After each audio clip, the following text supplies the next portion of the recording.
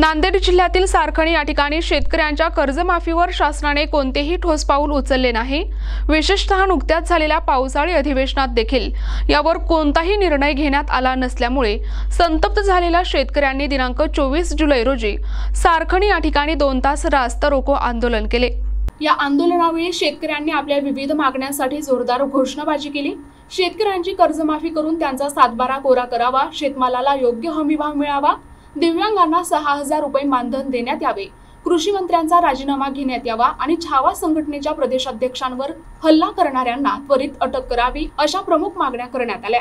यावेळी पिंटू पाटील, मिलिंद कांबळे, सिद्धार्थ मुनेश्वर, अण्णाभाऊ कचरे, अरविंद पाटील, अनिल पेटकुले आदींनी शासनाच्या लहरी कारभाराचा तीव्र समाचार घेतला। आंदोलनकर्त्यांनी आपल्या मागण्याचे निवेदन सिंदखेड पोलीस स्टेशनचे सहाय्यक फौजदार रमेश जाधवर यांना दिले। यावेळी कोणताही अनुचित प्रकार घडू नये यासाठी सिंदखेड पोलीस स्टेशनचा चोख बंदोबस्त ठेवण्यात आला होता। त्यामुळे आंदोलन शांततेत पार पडले। या प्रसंगी किनवट आणि माहूर तालुक्यातील हजारो शेतकरी मोठ्या संख्येने उपस्थित होते। शेतकऱ्याचा जो 7/12 कोरा करायचे जे शासनाने आदिवासी आपल्या 2024 मध्ये आम्हाला सांगितलं होतं की शेतकऱ्याचा आम्ही 7/12 कोरा करू, पण शासनाला त्या 7/12 कोऱ्याचा विसर पडला। त्यामुळे आम्ही वेळोवेळी आंदोलन करत आहोत, निवेदन देत आहोत। बच्चूभाऊ कडू यांच्या समर्थनार्थ आम्ही सर्व शेतकरी त्यांच्या पाठीमागे खंबीर उभे आहोत। ते जे आम्हाला पुढची दिशा देतील त्या दिशेनुसार आम्ही चालणार आणि आमची वाटचाल आम्ही करणार।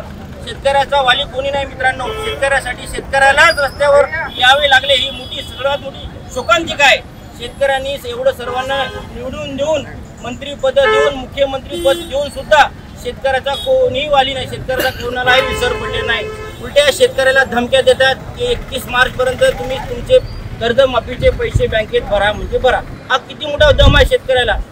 तो दम शेतकऱ्यांनी लक्षात ठेवावा। येणाऱ्या 2029 मध्ये असा काळपालट करावा शेतकऱ्याचा सरकारचा, सरकारला खडबडून जाग झाली पाहिजे की बाबा असं कसं झालं। त्यामुळे आज सर्व परिसरामध्ये सर्व नागरिक, सर्व शेतकरी, सर्व पक्षाचे झेंडे सोडून सर्वांनी शेतकऱ्यासाठी आज सारखणी येथे सामील झाले। त्यामुळे मी सर्वांचे मनापासून आभार व्यक्त करतो। प्रतिनिधी सचिन जाधव, NTV न्यूज मराठी, नांदेड।